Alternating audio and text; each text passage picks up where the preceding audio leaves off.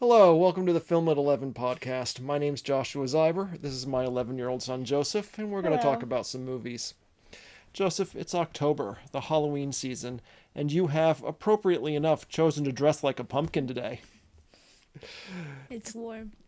It's also the season for watching scary movies. Yeah. And I had some thoughts about what to watch, and I debated a lot, and could have done some really scary stuff with you, Oh, but I decided instead to sort of ease you in a little bit.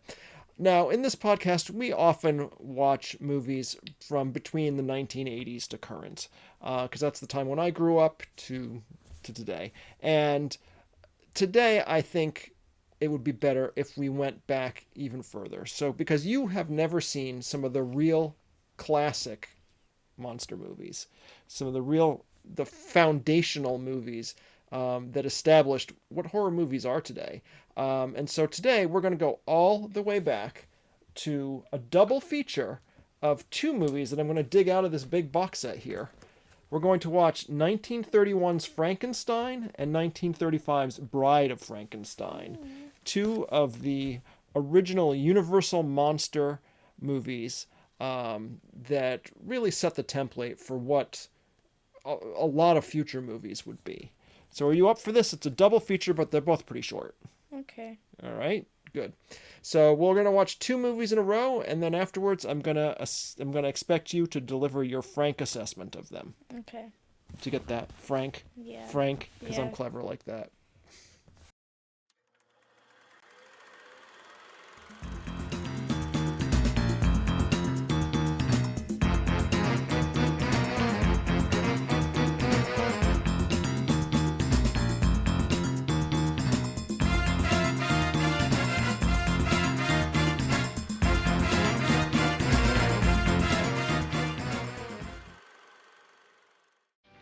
It's a perfect night for mystery and horror. The air itself is filled with monsters. I'm all ears. Hi. I may have already mentioned this, but my name's Joshua Zeiber. Welcome to the Film 11 podcast. I have just subjected my 11-year-old son, Joseph, here to two, not just one, but two movies from the 1930s back to back. Was this a mistake, Joseph? No. No? Okay, good. These movies are nearly 100 years old. Nearly. Bride of Frankenstein is, at the time we're recording this, is 90 years old, and the original Frankenstein is 94 years old right now. And so these movies are from the pretty early days of cinema. They're not the earliest days. They have sound, for example. Early movies didn't. But they're from pretty early on. And I'm going to be honest with you, Joseph. As we were watching this, I could feel your impatience with them, especially, I think, with the original Frankenstein. Is that fair to say? Yeah. Yeah. Was this too much for you? Was this too far outside your comfort zone, movies this old? It was okay. It was okay. All right. I mean, did you enjoy them at all? Yeah, I really liked them. Okay, well, good. That's better than I was expecting. Um, so these movies were part of a wave of features from Universal Studios at the time, which had become popular for making horror movies, and so they were part of a big, especially monster movies. They were part of a wave that included Dracula, Frankenstein, the Wolf Man, Invisible Man, the Creature from the Black Lagoon, Phantom of the Opera, and I think somebody else that I'm forgetting. So the Universal monsters became a big popular thing at the time, and Frankenstein was one of the most popular. And the original Frankenstein, of course, was based on a book, which I'm sure you've heard of. I don't know if you've read it in school. Have you? No. Yeah, probably don't teach that in school anymore. But it was based on a book written quite a bit earlier. That was a classic piece of literature. But when the movie itself proved to be so popular, they decided they wanted to make a sequel, but they didn't have a sequel book to base it on. So Bride of Frankenstein is a completely original story. And it was kind of interesting to me rewatching it now, the way that it's set up at the beginning by showing you the author, Mary Shelley, and her friends, and talking about, well, the story's not over. Here's what happens next. Like this is a pretty that's a kind of funny example of an early example of meta fiction, where they have the author step in to tell you more about the story. So Joseph, as horror movies, because that's also kind of outside your comfort zone. Were these too scary for you? No. No, not really scary. I mean, they are very old movies. Do you think it was because they were old that they weren't scary, or do you think just the style of them was not something that you would find frightening? I think it was the style. Okay, and how so? Well, I feel like that Frankenstein wasn't really like, he wasn't like a scary, terrible monster. Mm-hmm. Yeah, he was kind of chill. He's kind of chill. Well, I mean, that's one of my questions for you is, do you feel that the monster was the villain in these movies? No, not really. Not really. Yeah, he really wasn't. And of the universal monsters, he's the one that can be most set up, because Dracula he's just a monster who goes around killing people. But Frankenstein's monster was kind of a victim. I mean, he didn't ask to be made. He didn't want to be alive. He says in the second movie that being dead was better. He wished he was still dead. And he didn't, I don't think he intended to hurt as many people as he did, especially not that little girl in the first movie.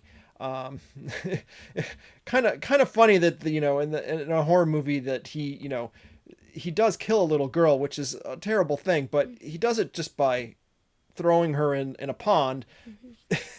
And the girl couldn't get out of the pond. I mean, no, you're hurting me. No. I mean, it wasn't that deep. I guess she was... And it wasn't that far in. She probably could have reached out and just grabbed the edge. Yeah, I mean, I guess she was too young to swim is what we're supposed to believe, or she didn't know how to swim. But I mean, it's not like he was intentionally drowning her. He was trying to play with her because she was throwing flowers into the pond, and he thought that it would be a fun thing to throw her into the pond. And then whoops, I guess she's dead now. She fell in the water. Girls can't touch water. That's bad. But no, I guess she couldn't swim, and he didn't know what to do, so he tried to run off and get help. And of course, nobody wanted to help him because he's a monster. But yeah, even more so in the second movie, it's pretty clear that in that one, Dr. Pretorius, the second scientist, is the real villain of that piece, because he's just crazy, and he really wants to become a god. He's I mean, Dr. Frankenstein also did, but Dr. Frankenstein at least felt bad about what he had done and had some regrets about it and wished he hadn't done it. But Dr. Pretorius was just full throttle into trying to create life and become a god himself. And so he was clearly the villain of the second movie, not the monster.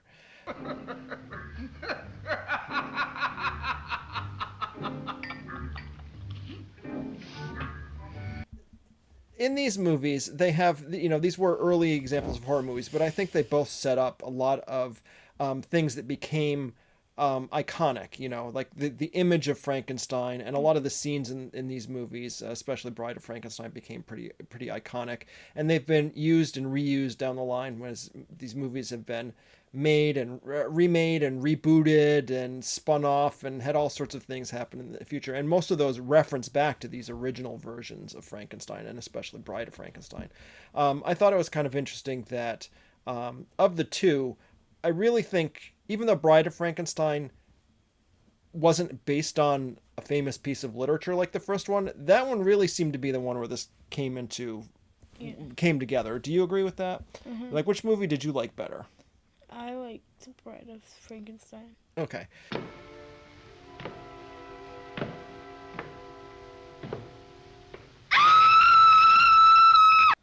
I feel like the thing about the first movie is that it didn't have as much to say as the second one, so it was kind of like trying to stretch it out a little bit. Yeah, it did kind of feel like there was a lot of padding in the movie that could have been cut down, even though it's only an hour and 10 minutes long. But like the wedding scene that goes on forever, and other stuff. Yeah. Now, you say it didn't have as much to say. So what do you mean by that? Like, I feel like that most of the scenes were kind of like the same part. Just repeating itself over and over again? Yeah. Okay. So what do you feel that the message of these movies was?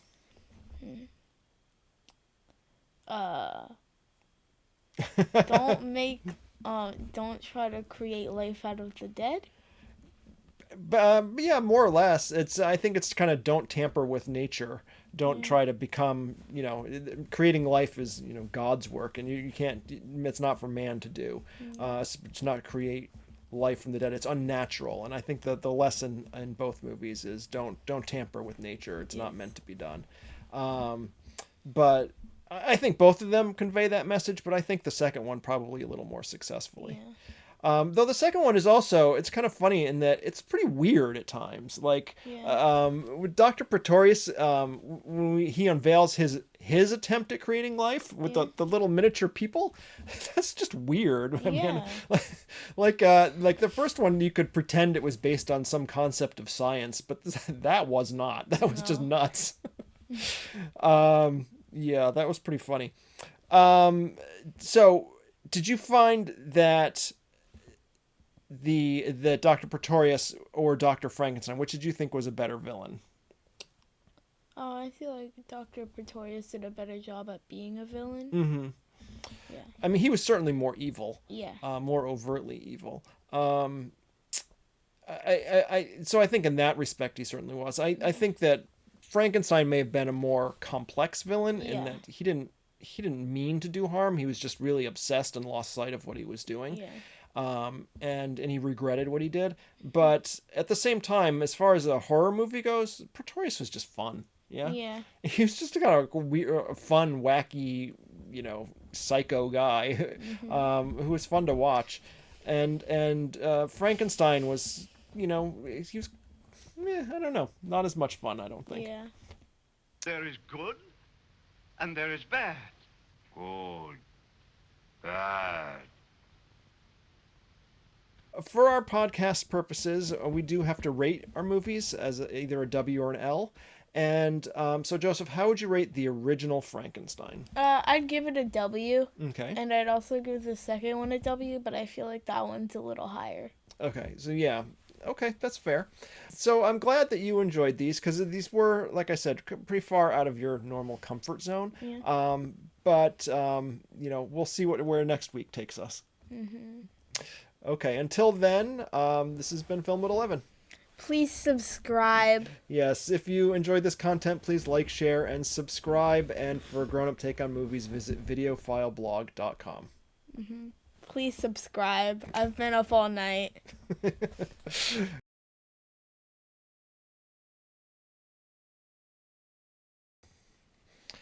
Hello, welcome to the Film at...